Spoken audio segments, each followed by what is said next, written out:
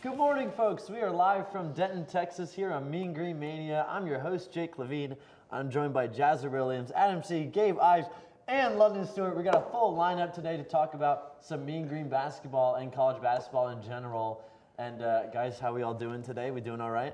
I'm good. Doing great. I'm chilling. I'm doing great. You're chilling, Adam? I am chilling. Gabe, are you chilling? Trying to stay warm. London, you chilling? I like that little sweater action we got going on today. I'm That's chilling big and time. chilly. It's 31 degrees outside, man. Yes, but it's 72 and sunny here in the RFTV building at the University of North Texas every day of the week. So we've got some college basketball to discuss, right?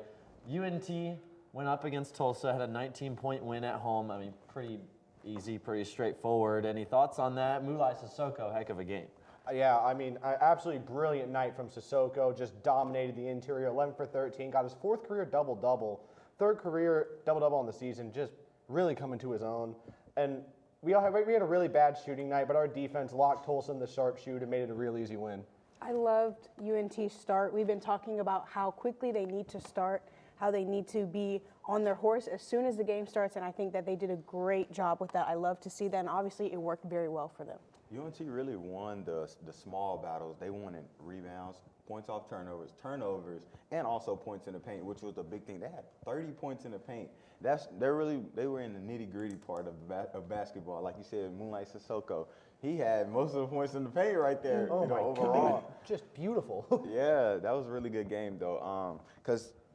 And then only 4 points off of turnovers that Tulsa scored. That right there will lose you games right there. You're turning the ball over, then you're not capitalizing off in turnovers. But UNT had a pretty good game. You talk about points in the paint. You know, we also won the rebounding battle. We out-rebounded them 39-27. You know, we held them to 33% from the field, which you always take. Tulsa only shot 17% from the three-point line. That's just incredible defense by the Mean Green. And then also, while it wasn't a great shooting night, Adam Wright did put up 15 points. You know, you need that guard play to go along with a dominant performance from Mulai Sissoko, and you really saw that as well from Adam Wright. I'll also say that I want to really give credit to North Texas here because Tulsa started to make a comeback, got within 5 after UNT was up 23-7. Then UNT went on to outscore them 33-14 the rest of the game. I mean, pretty much just wrestle them into submission. Yeah, absolutely. It was kind of the game that UNT needed to come in and just dominate, and it dominated early, and then, like you said, it got down to 5, but then just the better team prevails, and that's what we showed, that we are the better team. And I think a big thing is that this game kind of locked up, not quite locked up, but put us in a much better position for the top 4 seed going into the American tournament. Gabe, I want to mention a good friend of yours, Matthew Stone, is now the winningest player in North Texas basketball history. What do you have to say about that? He is. I'm so happy for him. 94 wins. He's the player with the most wins ever as a UNT men's basketball player. You know, I just know the work he puts in, kind of the grind he does every single day, you know, the summers. They practice so hard, they work so hard all the time. And so to see him, especially in an era in college basketball where the transfer portal is so prevalent, to see a guy kind of stick around for 4+ years and just kind of put his head down every day and go to work, you know, that's just incredible. I'm really happy for him. Yeah, and I want to take a look here at the guard play for UNT. Aden Wright had 15 points. And, you know, we kind of mentioned him. How can he lead this team, especially going forward into the conference tournament? Because when you get there, you're going to need point guard, right? You're going to need a guy that can step up and hit shots. So 15 points from him, pretty good game. And what's going to be kind of his way he can keep this team rolling in these last 2 weeks here to end this season? I think that you mentioning him scoring, he had 15 in this game. We've been talking about in past shows how Aden Wright's showing up in games is very important, and it almost makes the difference in the game, and I think it showed that last game. I think that he needs to continue to show up. He needs to continue to show up, have at least 10+ points, and continue with his assists. His three-pointers have been great as far as UNT's ball movement. Whenever they get the ball in the paint, they kick out. Aden Wright's there, he's knocking it down. I think that's really crucial for them as far as little things when it comes to going forward for tournament play. Yeah, I would say getting to his spots on the floor, and he's probably regarded as probably a three-point shooter on the UNT team. They're a team that is based around getting points in the paint, but Aden Wright is probably the best three-point shooter on the team and the most consistent three-point shooter as well. So in these games coming up, something that's big for him is getting to his spots and getting his team involved, because UNT runs they start to flow when he starts to flow for real. He's like a counter opposite to everyone else with that three-pointer added to his game. But that's a big thing for him, getting to his spots and getting his team involved. Like you're saying, how he starts that flow, he's a great facilitator. Yeah, he is. He's really good at getting the ball to guys in good spots for them to be successful. He's good at kind of starting off plays and getting guards in position to drive and get dribble penetration. And so you really need to see that continue. We'll talk about this a little bit later in the show. You would like to see a little improvement in clutch time because your guards need to be, hidden shots at the end of games. Especially when you go up against teams that are going to be a little bit better than Tulsa. But you need to continue to see him be a good facilitator and continue to hit the three ball. I was going to say, I agree with all your points, especially the clutch time point. We'll talk more about that later. Also, if he can, try to draw fouls. He's the best free throw shooter on the team, 96% on the season. I mean, I would say, I know he's a perimeter guy, but if he can draw a couple fouls, I think that could really help us down the line in the tournament. Absolutely, and I think that we've kind of regarded him as the leader that we've been lacking since Tyler Perry's departure last year. Jason Edwards is the starting point guard. Yeah, he was a great scorer, but was he really the leader that Atten Wright can be or that Tyler Perry definitely was? I don't really know. I mean, he's playing basketball at Vanderbilt now, scoring 20 a game, so it's kind of hard to say that much against him. But I think Atten Wright has really shown that he can be that guy, and I know that he had certainly a lot of help from Mulai Sissoko. I know I want to talk about him again because 27 points, 11 rebounds, 11 for 13 from the field. I mean, didn't really miss a shot. Yeah, he doesn't really shoot the ball outside of 6 feet from the cup. But what's kind of his dominance in the paint able to open up the offense? I think that his dominance in the paint, one, starts from the guards being able to get the ball into him, getting great looks, moving on the perimeter so that it creates space for Mulai Sissoko to work.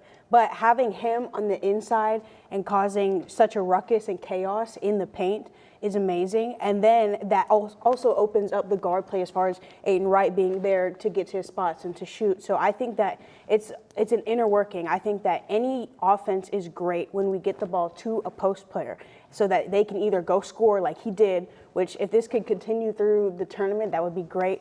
Or if they don't have the opportunity to score, they can kick out and move the ball. So I think that his presence in the paint makes so much of a difference.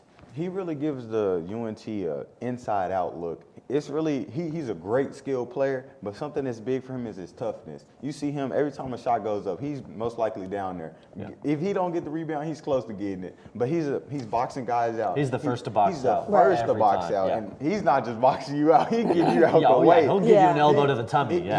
He's rolling, setting screens, rolling. He's sitting on the screens and actually rolling and getting to the basket. You know, we see with the new age of basketball, a lot of the bigs want to pick and pop. Nah, he's getting down to the block, hand up, turn around, dunk it, just boxing guys up, and he runs the floor very well. Mm-hmm. Absolutely. I kind of want to take a little outside context look. You saw him a couple years ago. If you were watching the Mean Green, you saw him against Oklahoma State in the NIT.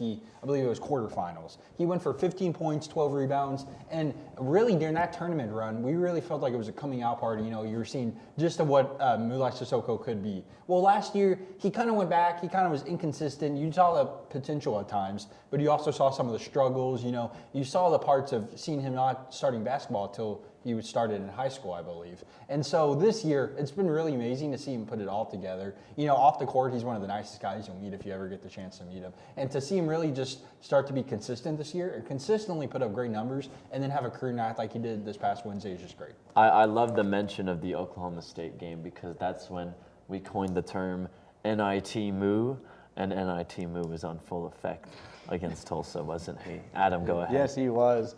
I agree with Jazz. With a Jazz right here mostly because if you have someone dominant in the paint and also having Lorient, who's a great forward, playing inside as well, their defenses are going to focus on North Texas's interior offense, leaving guys open on the exterior. Absolutely. Yeah, go ahead, London. Let's speak I about saw you perk up there. Let's speak about a guy who really doesn't get a lot of attention, Jasper Floyd. He's a very good two-way role player, but he's a starter. He's a very selfless guy as well. You see that he's really like the glue. You have Atten Wright, who's a great three-point shooter, Mulai Sissoko, a great post, but Jasper Floyd is really a guy who's going to come down and get the team. He's a floor general. His stats might not show it, but he's a floor general. And just seeing the games, his poise and his pace, he's getting down in the paint, 2 feet, passing, going running back, playing defense, guarding 94 feet. That's a guy who really doesn't get a lot of attention right there. But he's the glue of UNT. He's really going to have to show up as well coming to this conference tournament. I agree. He's kind of taken on the role of the second guard, behind Atten Wright. It's kind of he's aware that Atten Wright is going to control the offense, but I think Jasper Floyd does a really good job on both sides of the ball for sure. Well, Matthew's big takeaway, Mulai Sissoko, double-double. Matthew Stone, all-time winningest player in North Texas basketball history. There you have it again, on Mount Olympus with the gods on that graphic. Good sure, one, Nash. That's something for your screen right there, folks. Oh my goodness. Big shout out to Wyatt Schott, out Mount Olympus with the gods. Anyways, when we come back, we're going to be talking about the remaining schedule for North Texas Mean Green basketball, so don't go anywhere, folks, right here on Mean Green Mania. Good evening, my name is Amanda Hasbell and I'm joining you here today in the Union Parking Garage. Today we're going to be going over how to drive safely in the parking garage.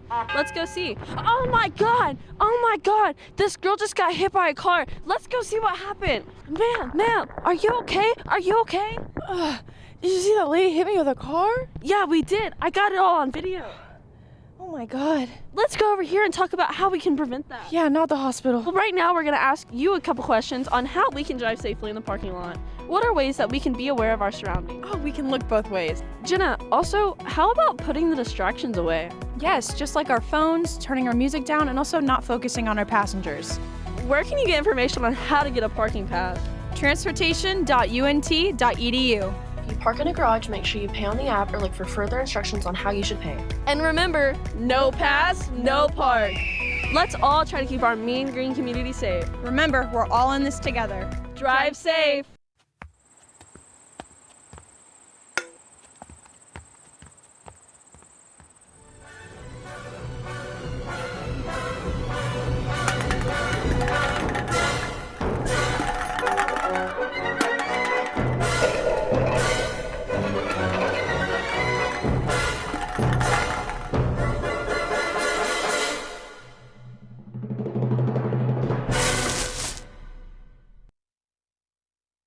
Welcome back to Mean Green Mania. I'm Jake Levine, joined by the great Jazzer Williams, Adam C., Gabe Life, London Stewart. We're going to talk about the remaining UNT basketball schedule and kind of what the algorithm is going to be going into the conference tournament. Remaining games at South Florida, at FAU, home against Wichita State, home against the Charlotte 49ers, and at Temple on the road. Now, guys, in my opinion, these road games scare me because at South Florida, they've got a great environment at South Florida.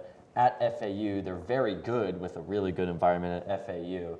Wichita State at home, Adam, I know you have something to say about that. I know, I'm not going to get you started yet. Home against Charlotte, we'll blow them out. And then at Temple. Temple has been really good at home this season as well. So 3 really tough road games to end the season and 1 kind of iffy home game. How do we see this going? Let's check out these 5 games record predictions. Let's go with that. I'm going to say 3-2. All right, I think that I can agree. I think we have a winning record throughout these 2 games. South Florida, I agree. They scare me a ton because I don't want us to underestimate them. They're 13-14, but they are real scrappy as a team. And I want to note 11 a.m. tip Central Time. That's noon. Anything can happen in those little late morning, afternoon tips. Yeah. We saw it. We saw it a couple weeks ago with Creighton UConn. Yep. However, to get to my point, Wichita State has not lost a game since they lost to the University of North Texas 58-54 back in January. They beat Memphis. They did beat Memphis. They have not lost a single game, and they are coming in with a ton of momentum. They're really finding themselves as a team. And I'm going to be honest, I could see Wichita State giving us our second loss at home this season. I know it's crazy. You can argue if you want. He's just starting stuff. Sean Cortez is a great player, but he they're is. not beating us at home. I don't think we lose to them at the Super Pit. Yeah, I was going to say, that was going to be one of my points, is we have to use the Super Pit powers, because we know that there's something magical about the Super Pit. So I think that if we can secure those 2 home games, or the 3, was it 2 or 3 home games? If we secure the home games, The away games is more so what's scary. I would say FAU, that scares me a little bit. Away game, and then also the USF game, which we're going to talk about later, of course. But this is the first time that they're meeting USF this season. It's an early morning game, and they're at USF. So I think that they really need to be locked in for this game, which we'll get into all of that later, though. Yeah, go ahead. Yeah, like you just said, locked in versus USF. They just came off a great win versus UTSA where they were down by double digits in the first half. And we lost. Let's not, knock off USF. So that's a big team. And like y'all said, they're a very scrappy team as well. Really in this game, that dog mentality is going to have to show up, especially on the road, because USF is going to come and bring it. They're on their home floor. You're in South Florida. They're coming off a great win. UNT is going to have to bring it. Yeah, absolutely. Go I ahead, might Gabe. be like the optimist here. I have us going 4-1. I think our loss is we slip up either at Temple or at FAU. I think USF, I don't think we have to worry about them as much. I think underrated game. Clip it. Gabe says we don't have to worry about USF. We'll see at 11. I'm not saying it might not be a close game, but I think we take care of business at home. I do think Charlotte, I just want to say, I know they're not a great team. We've had problems with them in years past. I'm not saying There's we'll no lose way. that game. I think we win that game. I'm saying it could be a close game. I don't know if we're losing I'm not saying we're going to lose. I don't know about that one. Have we lost to them on the road previously? The year On the road, yeah. Charlotte's a we're tough place to hosting play. them. Yeah, but it still could be a tough game because they just have some magic powers. Charlotte kind of sucks, dude. I'm just gonna be honest. They're going to get hit by the magic in the walls of the Super Pit. Exactly. They're going to be That hypnotized. 51-year-old building is going to get to them. I know, going back to like Temple and FAU, I really think that's one of those two we slip up, and I think the other one we take care of business. I think Temple, if Jamal Mashburn Jr. is able to come back from his injury and get back fully healthy in time for the last game of the season, I think they've struggled recently, but I think they could kind of overtake us. And then FAU struggled early on, but they have a great program.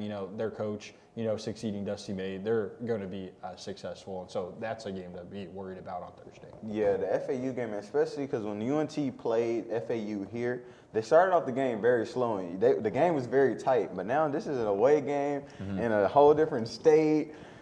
Let's not, and UNT has been kind of, inconsistent on the road. They're 5-4 right now on away games. That's a big thing for them. So they're going to have to come in there, like we said, start off fast. They can't come out starting slow against FAU on their home court. FAU's a good team. They've been playing really well the past month or so, too. I mean, Yeah.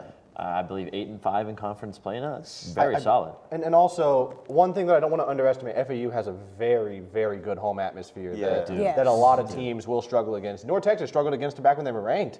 Oh my gosh! I mean, you nightmares remember of those us playing games. there last year, man. It was like a Power 5 team. I mean, Years ago. genuinely, great fan base. Yes, absolutely. Love 'em. Yeah. So now let's bring this into the conference tournament because, like I said, UNT is a step closer to that top 4. They kind of did what they needed to do, and I've stressed enough that that is the key because if you're top 4, you only got to win 3 games in the conference tournament to be conference champions. If you're outside, you got to win 4 games in 4 days in Fort Worth. Ooh, 4 games in 4 days in Fort Worth. That was nice.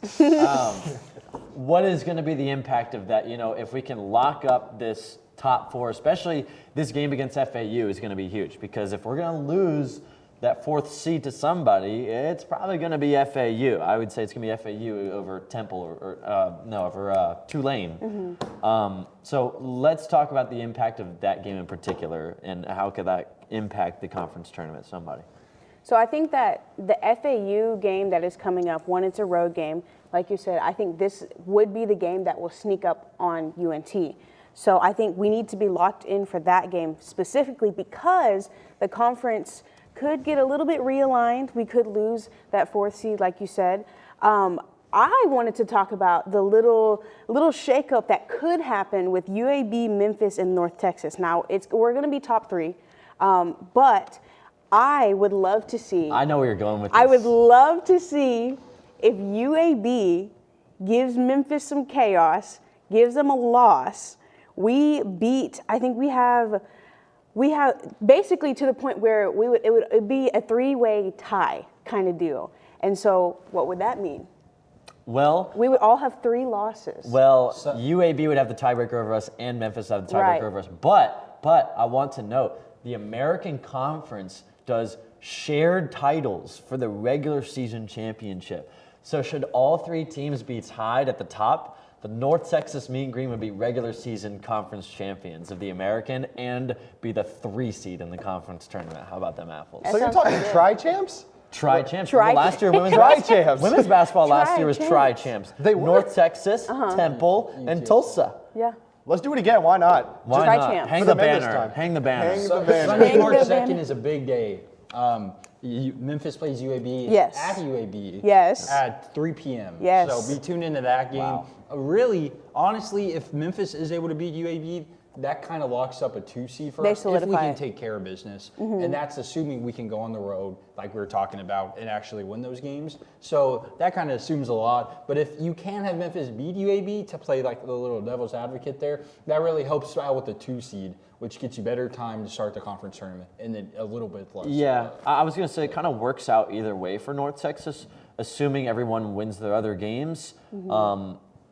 If Memphis beats UAB, then North Texas can be the 2 seed. If UAB meets Memphis, well, yeah, we'll be the 3 seed, but we'll be regular season conference champions, and we'll be able to post the graphic that gets 5,000 likes and hang the banner. So do Woohoo! y'all But- have UNT in March Madness if they win the American? I don't know. I'm sorry. I can't trust North Texas right now to make their way through a tournament. Mainly, as we mentioned earlier, due to their clutch play. I'm sorry. I don't know if I can trust them to actually win a tournament. I agree with you. We've been talking about it all show the past 3 weeks until we can see consistent guard play in the clutch. And also having to play a team like UAB and Memphis, most likely back to back if you finish 2 or 3 seed, that's really tough to do. I think we come out of that 1-1. We're not winning both of those games. Yeah, it's unfortunate, but I just think it's kind of rocking a hard place with those two, with Memphis and UAB right now. Yeah, really that guard play. That's really like. But this is a tournament though. I think they'll step up. You know, in this last run, they have to win these last games. Like they have to, at least, like you said, go 4-1. Wichita State, they better watch out for them. Yeah, late February, early March is where we're going to decide what this team's actually capable of come mid to late March. So when we come back, folks, we're going to be talking about some college basketball on the national scale. We've got some great games going on today we'll talk about later, but don't go anywhere right here on Mean Green Mania. And now we return to Fabric of Passion. Oh, Hector, it will be so hard for us to part, but we must. But, my love, what did I do? I thought we were meant to be together forever. I am so disheartened to say that you're just not in style anymore. But you will be, to someone else, in a better place. You're gonna shred me? No. I'm donating you to one of the many clothing donation boxes available on campus. There is one in the Union by the Syndicate and one on Union Circle Drive. Oh, well, why didn't you just say so? I'm gonna be someone's new shirt. I thought you'd be more distressed. Oh, absolutely not. It was cramped in your closet anyways. Maybe you would like to be shredded after all.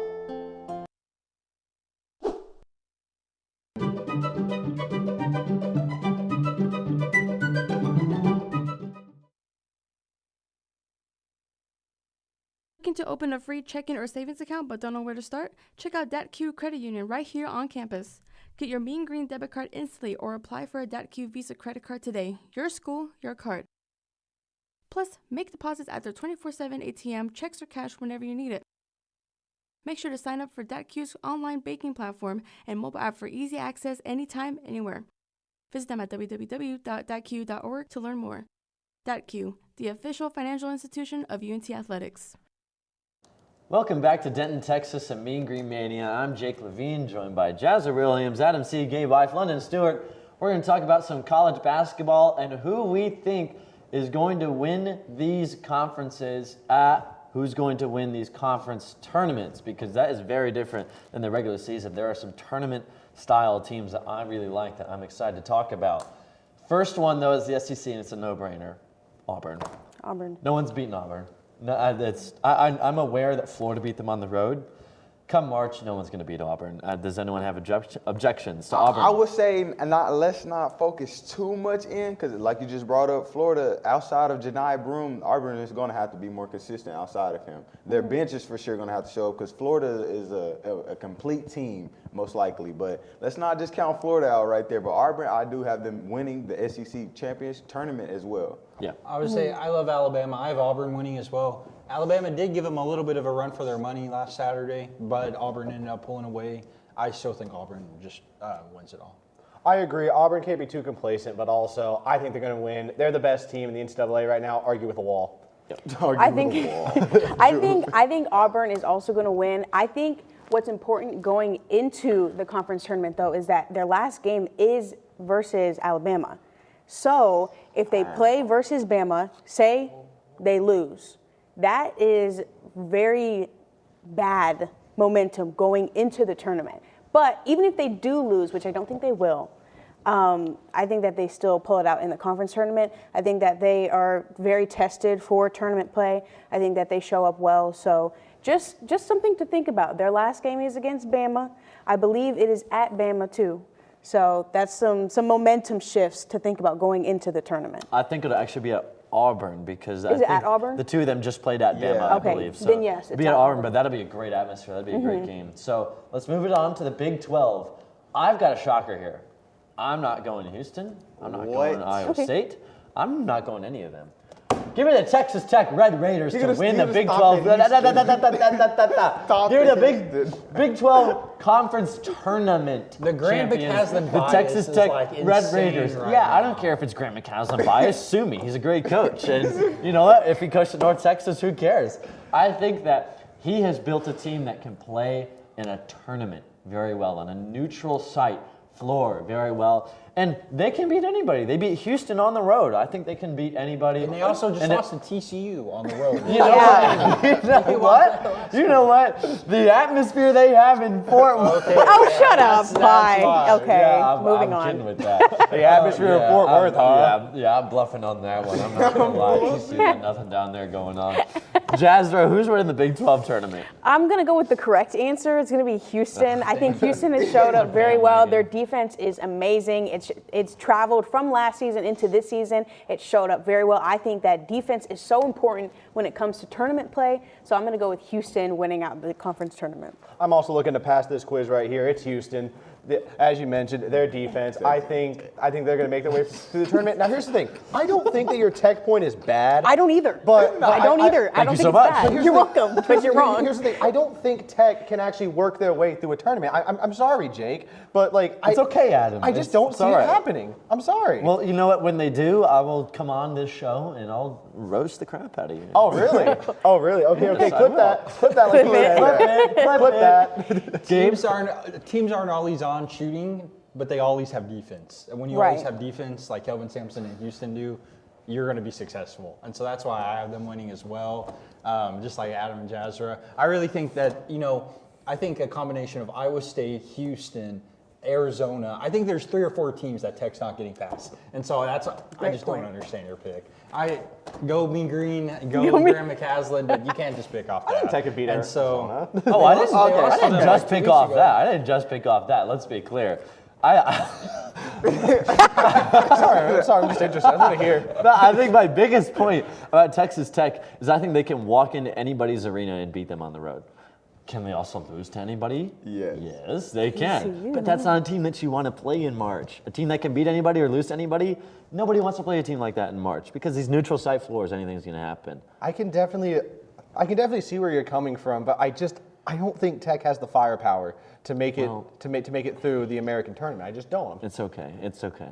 London. The Big 12 is a very tough conference. It We is. have Iowa State, Arizona, Kansas, Houston, who is my pick, but LJ Cryer is going to have to show up. LJ Cryer is going to have to. He's probably their main source of offense right there. We all know Houston is a very great defensive team, and I don't think anybody, except the game last year with Iowa State where they lost, but Houston is a very great defensive team, and that's really going to have to show up in March. So I'm going with Houston in this one. But I'm not discrediting Texas Tech. They are a very good team. I appreciate and that, they London. did come in there in Houston and win a 2-point game, which was a March Madness type of game right there. Yes, without their coach and best player, by the way, who got ejected in the first couple minutes of the game. Yeah. So let's note But that. yeah, we're not going to discredit Texas Tech, but I'm going with Houston right here. All right. Well, let's move it on to the Big Ten. The Big Ten's kind of a dogfight. I believe there's 5 teams ranked in the top 25.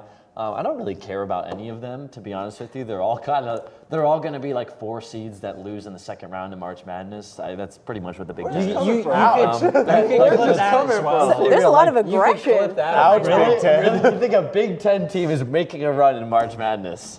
You never Name a Big They Ten could. team that's capable of making the Elite Eight in March Madness. Michigan State. Okay, well, Michigan here's the State. thing. I have Michigan State winning my conference tournament for the Big Ten. They just beat Michigan on the road. Tom Izzo's a really great coach. They're just a tough team. And I think it's kind of a dogfight, though. I could see really any 5 of them winning it, and the 5 ranked teams. I agree with you. I think that you make a great point that it's really up for grabs, to be honest. It really is going to be true tournament play to see who is going to win out on this.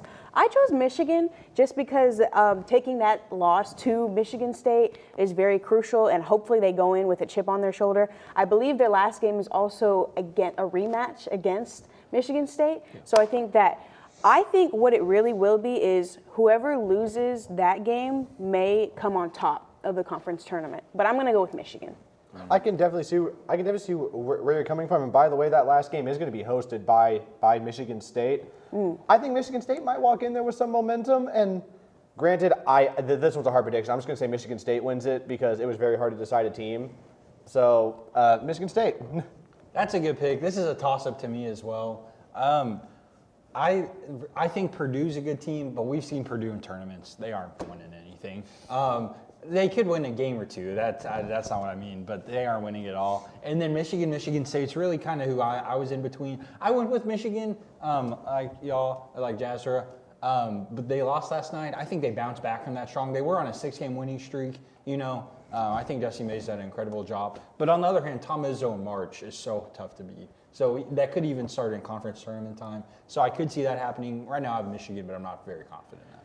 I have Michigan State. I know a lot of the Ohio State fans may love to hear that right there, but Tom Izzo is a very good coach. And also he has really built the Michigan State program up this year. First off, starting in the first tournament in Maui where they were playing against UConn, we were looking like, whoa, this Michigan State team, this Michigan State, has a little bit. But he brings that old school type of offense. And he's been coaching for so long as well, so he knows the mentality of winning. And also, 3 out of the last 4 games that Michigan State is playing are against top 20 matchups. So bringing that momentum from playing these tough opponents into the tournament is a very good advantage. Yeah, absolutely. And I think for the ACC, I'm just going to go ahead and say it for everybody, Duke. Duke. No Cooper flagging them. Duke. Yeah. Cooper Yes. flagging them. All right. They're going to capture the flag on the title. Go Duke. So the Big East, we need to run through this very quickly. I've got Creighton. I think Creighton can beat anybody on a neutral floor, and I think that is a really ball-knower kind of pick. Creighton's unranked despite being 11-4 in the Big East. What are we doing, AP? I know ball, and that's pretty much all I have to say about Creighton. Okay, ball knower. I'm going to go with St. John's, but I would not be surprised if Creighton wins. Honestly, I say this anytime there's a big game and it comes to Creighton because Creighton is a really good tournament team. I'm going to go on the safe side, though, say St. John's, but I would not be surprised if Creighton wins. I definitely agree with both of you right here. I think that St. John's is very good. I think they're going to win, but do not be surprised if Creighton comes in and shocks the world. Yeah.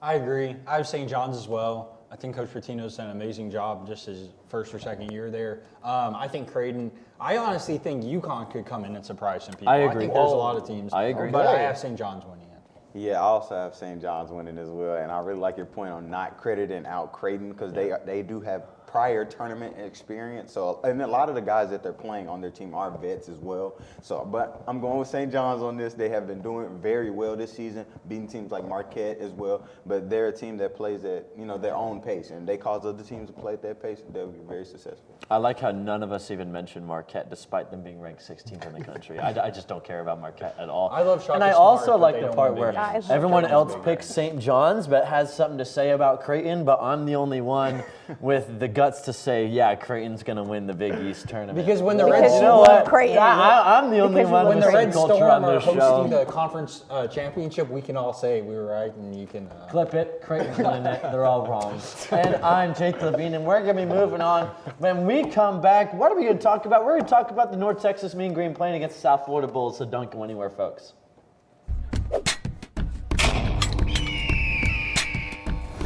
Why should you join Talons? We are very welcoming to people who may be a little bit hesitant.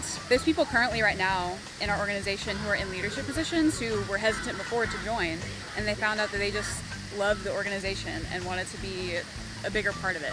They post about the football games, everything they're doing, all their events that they host. What's the best part about Talons? I would say meeting new people, because the university, while it's a kind of small campus in terms of like physical land, there's a ton of people here. And so getting to meet all these people who have so much school spirit and love for this university and want to spread that to other people, it's kind of like a little miniature family that we're in. There's no harm in wanting to have fun while in college, but it's easy to lose track of how much you've had. Apps like Drink Control and Alkadroid can help keep track of your consumption and blood alcohol levels. If you or someone else does drink too much, the signs of alcohol poisoning are as follows: pale skin, vomiting, confusion, low body temperatures, irregular breathing, blacking out, and is hard to wake up or cannot be woken up. Dude, are you okay? Hey, what's wrong? Wake up. It's an exciting time of year, but it's important to be responsible. If you suspect someone is suffering from alcohol poisoning, get help immediately. You will not get in trouble for seeking help if you are underage. For more info and resources, go to UNT's Division of Student Affairs. Welcome back to Mean Green Mania. I'm Jake Levine, joined by Jazza Williams, Adam C., Gabe Ife, London Stewart. We're going to talk about the Mean Green playing against South Florida tomorrow at 11 a.m. on ESPNU. Kind of an interesting start time there. And I know we all feel a little uneasy about this game, apparently, except for Gabe. I remember we clipped that earlier. Gabe said, "Oh, I'm not really scared of South Florida." I think we get the job done. You think we get the job done? Are you going to mock you like that on air? That's crazy. I know. Jake doesn't really listen a whole lot sometimes. I said I think we win the game. I'm not too worried. I think it could be close because I think games are close on the road. I guess that's our prediction early, but you know. Yeah, okay. right. Okay, so now let's actually talk about the game a little in depth here. So I wanted to talk about who is going Stop laughing. who is going to be a key player that we're looking out for here. Moulai did it last game, so did Atten Wright. Who's going to step up on the road? You know what? No, you go first. Go first. I'm so sorry for interrupting you, but I'm going to say Brennan Lorient. Yeah. All right? I'm looking at him today because I think the key to the game is UNT needs to focus on their interior offense because Tulane is lacking depth in the interior right now. I know Reynolds is a great defensive presence, but he is their only player who is 6'7" or taller. And North Texas has a very good inside game. I think look at Sissoko or Lorient. I think that we could see dominant performances from them today. Screw it. Tomorrow. Sissoko, new career high. Oh, tomorrow. Apologies. I'm so sorry. I'm just very passionate. But you know what? Sissoko hits 30 tomorrow. Why not? How about 40? Why not? Yeah, sure.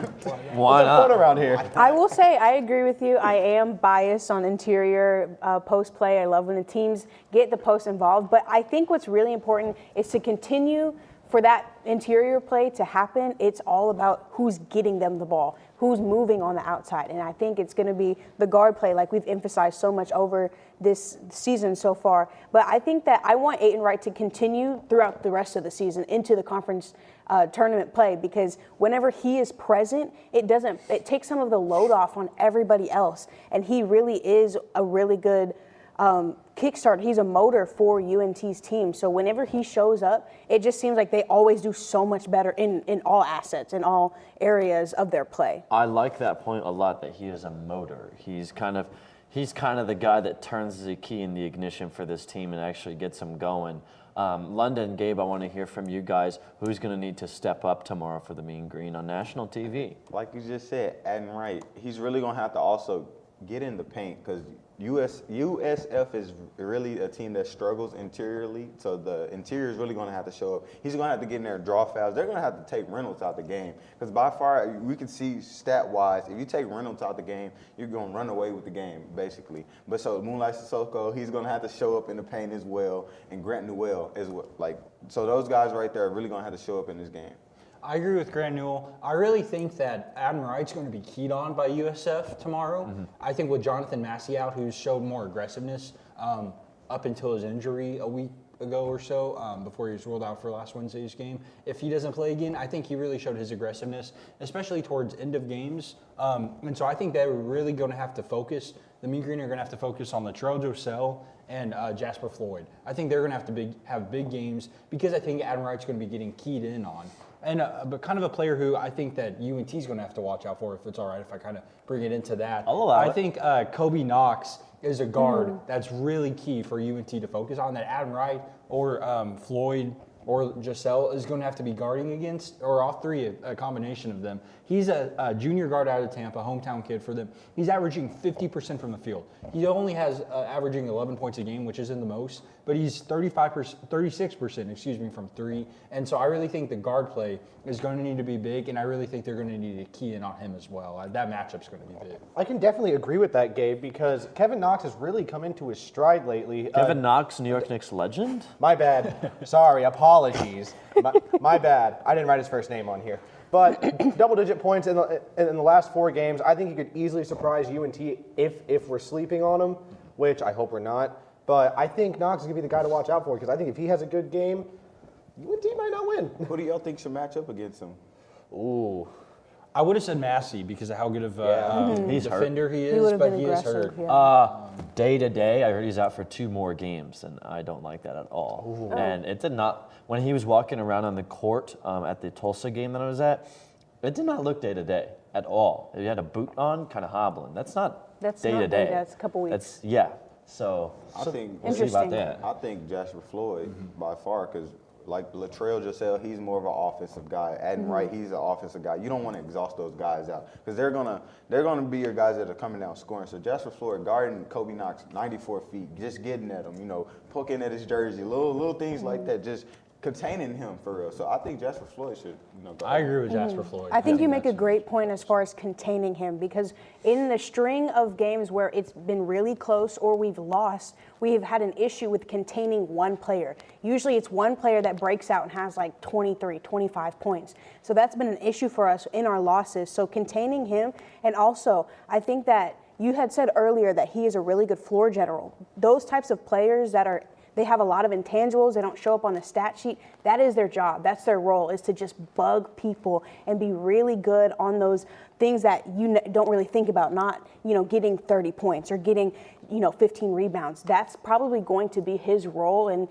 bringing a little bit of football. His key for this game is that he needs to be locked in on containing him. I think that if they contain this player, it'll be easy. I think it's going to be a game definitely played in the trenches. It's going to be low scoring. Yes. It's going to be tight throughout. And we didn't get to it last segment, so we need to do it here. Who is winning the American Conference Tournament? Who is winning? Look, here's the thing. The easy answer is Memphis. But I don't like that answer. You want to know why I don't like that answer? As it stands right now, Memphis will be in the NCAA tournament, whether they win the American tournament or not. Let's say they get to the American Conference Championship game. Are they going to play all their guys? What does a conference championship have to do? Oh, we'll get them a difference between a 6 or a 7 seed. What happens if PJ Haggerty gets hurt? I think there's a chance Penny Hardaway doesn't play all their guys in a conference championship game and kind of hands the game over to somebody else. Take a look at that. Lorient and Dane Danger from Memphis. That's a Hall of Fame level name right there. Dane Danger. He is dangerous. Crickets. So dangerous. I think I want y'all all to go first before I give my prediction on this. Okay. You made a very good point because Memphis already has a ticket already into the the tournament. Correct. Let's not sleep on Wichita State. They're on a 5-game winning streak right now. Let's not. No. Wait. Why? I said who is winning the American Conference Tournament? I didn't ask who are we snoozing on. Wichita State is winning the American Conference Tournament. Wichita State is a bunch of dogs. They're hungry right now. Coming off that win versus Memphis, bro. Hey, head up here, head above the water. They think they can beat anybody. Let's not sleep on them. I like Wichita State winning the American Conference. You can clip that right now. Say it right into the camera. Wichita State Shockers are winning the American. Stewart, and I'm advocating for Wichita State. Wichita State winning the American Athletic Conference in 2025. Tournament. Put a banner up in Wichita, Kansas. My name is Gabe Ife, and I am not advocating for that. We had a great graphic just then, Dane Danger, Brendan Lorient. A guy that wasn't on it that I think should be on it, Yaxel Lindenberg.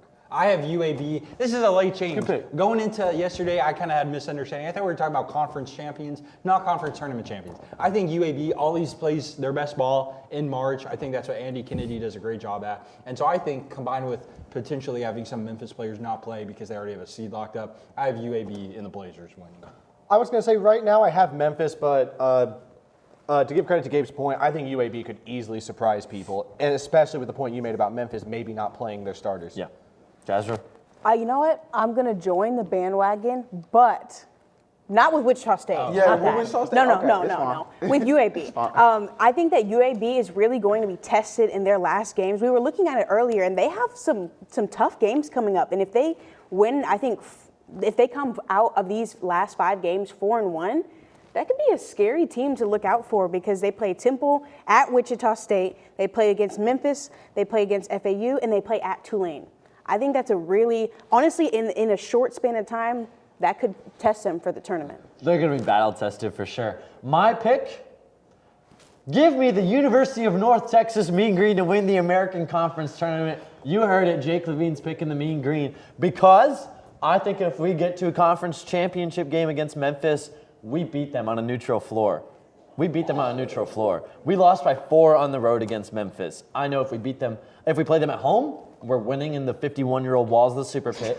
If we play them in neutral site in Fort Worth, we're beating them. Take it to the bank.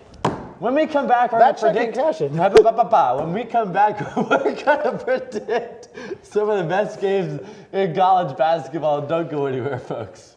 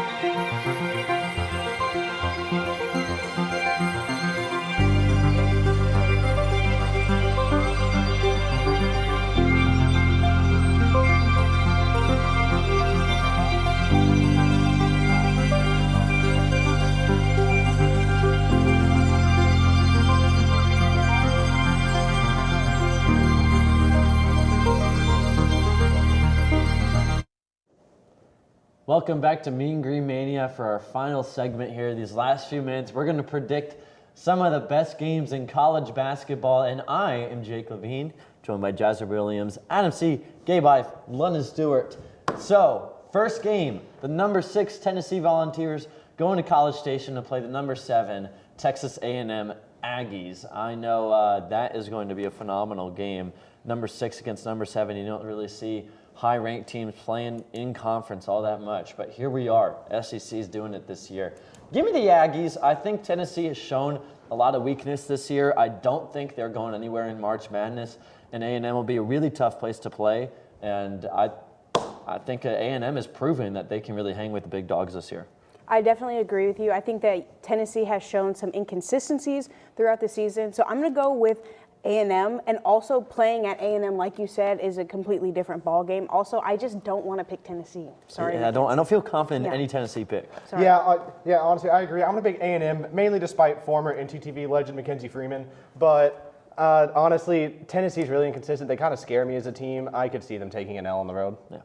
You know, I think Tennessee does win this one. I think they come in. I think Rick Barnes is a fantastic coach. You know, they've had some struggles this year. I think Santiago Vescovi, I think he doesn't have his three-point struggles that he's had multiple times this season in big games. I think he comes through, hits some big shots, and I think the Volunteers walk into College Station with a victory. Yeah, I'm set on A&M as well. only because it's in College Station. But otherwise, if it was in Tennessee and Knoxville, I would have chose Tennessee. The SEC road environments Yes, honestly it's- make a huge difference Wow. in these picks. Literally. So, But yeah. I really like Zurich Phelps as well. He's a very great point guard for Day and the Aggies. Yes, and the transfer from SMU, in fact, last year, Zurich Phelps, played in the Super Pit. How about them apples? Number 8, Iowa State Cyclones going up against number 5, Houston Cougars, another top 10 matchup. And I think I like Iowa State a lot. I really do. Give me Houston, though. Houston's a better team. They're going to shut them down. And it would be a solid game, though. Houston will win by 8 or 9, something like that. I'm very confident in Houston's defense. I think that will carry them throughout any troubles that they might show, whether it's turnovers, whether it's maybe a little bit of inconsistency on offense. I think that their defense is just going to shine through. So any team that can play defense as well as Houston, I'm going to pick them. I agree with that, Jasmine. And also, Houston having the home team, the home court advantage, I just don't see them falling to Iowa State just yet. Yeah. I agree. I think T.J. Otzelberger is a great coach. I think this is going to be a great game. I think Iowa State's going to fight, but I think Houston's going to pull away at the end. Yeah, I'm set on Houston as well because Houston is a very, very great defensive team. Iowa State is a very good offensive team. So really, who is going to show up in that game? Houston has to show up on the defense end and also their offense. So I'm choosing Houston in this one. I think Houston's just kind of a safe pick here. It's kind of like, do I really trust T.J. Otzelberger and Iowa State to go in there and beat Houston? I don't know. Grant McCaslin did, but he's not a Grant McCaslin. I love you, Grant. Number 17, Kentucky at number 4, Alabama. Look, guys, let's just be textbook here. Alabama's going to win this basketball game. I don't know how Kentucky's ranked as high as they are. Kentucky will lose in the second round to some mediocre team. It's going to happen of March Madness. So I'm taking Alabama. Different teams, according to you, that are losing in the second round. Yeah, I mean, every year we go to March Madness and we're like, what? How do they lose in the second round, dude? It's like it's Kentucky. It's Kentucky. They're going to play some team like Oakland or St. Peter's and just get their butt whooped. Isn't St. Peter's kind of bad? I don't know. Well, obviously, it's just thinking about the past. Whatever. I'm taking Alabama. Also going Bama. I think it might be interesting. You know, they might shake something up a little bit. I think they'll throw in maybe a hitch for a couple minutes, maybe go on a run, but I think it's just going to be Bama overall. I think Bama also pulls it off because if I'm just being honest here, they came off a tough loss to Auburn, and I would say that they're going to come back with a lot of fire, come out real hot, and I say maybe beat them by double digits. Mark Sears and company, Mark Sears averaging 19 a game. I think they're going to want to bounce back, like you're saying, off a tough loss against Auburn. I think they're going to win pretty, not easy. I don't know if it easily, but they're going to definitely 10 plus handily. Give me Alabama as well. They're probably, if not the best, they're one of the best consistent teams. Mark Sears, very great point guard. Aiden Hardaway, he's a pretty good point guard as well. So, and they're playing at Alabama. So I have Alabama in this, and they're coming off a tough loss against Auburn. Yeah, absolutely. It's going to be a good bounce back game for Alabama, I think. Be a force to reckon with in March Madness. Now, here we go. Here's an interesting game. UConn, unranked UConn Huskies at number 10 St. John's. Gabe. Oh, Gabe. I'm ready. I am ready. I'm excited for this one right here. I cannot wait. Give me St. John's. They're a great home team playing in the Garden. And Rick Pitino is just a Hall of Fame coach. And I think that former UNT Mean Green superstar Aaron Scott is going to get it done for St. John's. Really tough defensive team. I think that I'm also going to go with St. John's. They are just an overall really good team all around. I also think that it's interesting to note that, you know, when it comes to Big East, you know, some of the top games, there could be a hitch thrown in here and there, but I'm just going to go with St. John's. I know that someone else has something to say, but we'll get there. Already grinning over there. I can definitely agree with your Big East point. They just be doing stuff down there. It doesn't really make sense. But I'm going to go with the Red Storm here because I don't trust UConn. I'm sorry. So now I'm going to listen to what Gabe Ife has to say. Boy. Give me Dan Hurley and the UConn Huskies. You talk about a great home team. UConn also won a game earlier this season against Gonzaga in Madison Square Garden. This is going to be a classic, folks. This is going to be one of those classic Sunday games. End up on your TikTok feed in like 5 years. Classic highlight. I think it's going to be like a buzzer beat or something close like that. Liam McNeely, solo ball, both averaging 15 points. They're going to step up, have a big game today. They're upsetting the St. John's Red Storm. I love St. John's. I picked them to win the conference tournament, but they're not winning on Sunday. I have UConn, Dan Hurley. Haven't had the season they wanted. They're going to come in and get a big win. So wait, a timeout. Do you think that St. John's in a conference tournament game beats UConn? I could see that happening. I don't know if they'll play. All right. I still have St. John's winning the conference tournament. But you think that St. John's at home against UConn in the regular season loses?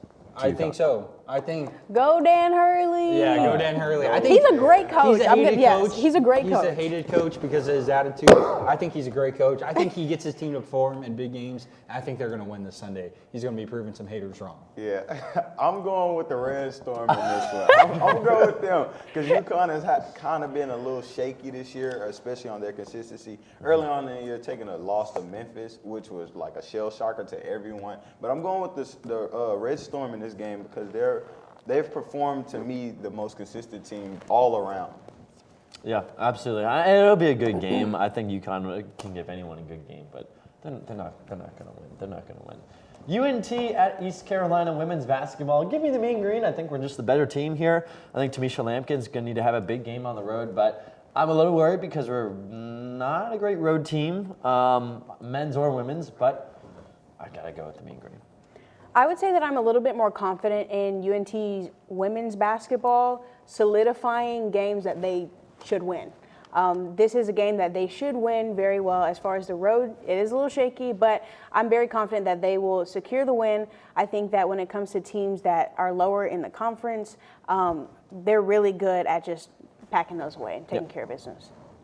I'm going to lock in the Mean Green here. Although don't underestimate East Carolina, anything can happen. ECU took us to 4 overtimes at home last year. I don't think that'll happen again. I think it'll be a close game. You saw UNT falter down the stretch and pull out a close one last week at Tulsa. You know, like Jake was saying, we're not a great road team. I think it's going to be a close game. I think we'll win it, though. Yeah, I also have UNT, but let's not count out ECU because it is a road game. Mm-hmm. But the guards in this game for UNT are really going to have to show up. If they're performing well, UNT has probably the deepest guards all over the country. But I have UNT in this one. I think we all kind of have the same consensus there. Yes, I'll take the Mean Green, but not super confidently. I am. Jazz was pretty confident about it. And I think I'm taking the same exact mindset into this game. The men's game, North Texas at South Florida. Give me the Mean Green. Give me the Mean Green. But I don't feel too great about it. My stomach kind of is turning when I think about this game, and I think about this game followed up by FAU. 2 tough road environments. But we are the better team. We are better than South Florida, and for that reason, I will take the Mean Green. It's pretty simple. Yeah. As far as at USF, or we're talking about men's now, as far as them winning, I think they will win. I think that it's going to be interesting. There will need to be a lot of adjustments because they haven't seen this USF team yet, and it is on the road. So it does make me nervous, but I'm going to go with UNT. Give me the Mean Green basketball machine, but I'm going to say South Florida is we cannot sleep on them because if we do, we will lose. Do not sleep on Knox. Do not sleep on Reynolds. UNT needs to be careful. Kevin Knox? Shut up. I think it's going to be a close game. I think we are going to pull it out in the end. I could see it being a 4-point game with 4 minutes to go, something like that. I think we will win it. I think we're the better team, like you were saying. They're in the midst of a rough year. You know, they just had the win against UTSA will help their morale, and that was a good win, you know, against a team that we could only beat 1 out of 2 times. But I do think we go into Tampa and get the win. Sunday. Yeah. I do think I have UNT winning this game on the road. But like we all said, let's not sleep because UNT has shown in times past, you know, a little inconsistency on the road. Mm-hmm. Let's not disregard that. But yeah, UNT is really going to have to show up. USF is coming off a great win versus UTSA where they persevered through a 20-point deficit in the first half. But I have UNT in this game. All right. Well, folks, thank you so much for tuning in to Mean Green Mania. Make sure we've got our clips ready. London says Wichita State will win the American Conference Tournament. Gabe thinks that Tennessee will beat A&M and that UConn will beat St. John's. Jasra thinks UNT women's basketball will handily beat ECU today on the road. Adam, were you very controversial today? I said that UNT might get surprised by Wichita State, which that was pretty which some of y'all thought were controversial. You said UNT is going to win the American, buddy. Yeah. I'm sorry. Yeah. What kind of take? Clip this guy. We're like number 3 team in the American right now. One game back of first place. I don't care. We're not winning the tournament. Wichita State. And when UNT does win the tournament, I don't want to see any celebration from Adam Steen. No reposting on your IG story. Absolutely no talk on the show. Because the North Texas Mean Green will be winning the American. Folks, thank you so much for tuning in. We'll see you next Saturday right here at the University of North Texas. I'm Jake Levine. It's been Jasra Williams, Adam C., Gabe Ife, London Stewart. Have a great weekend.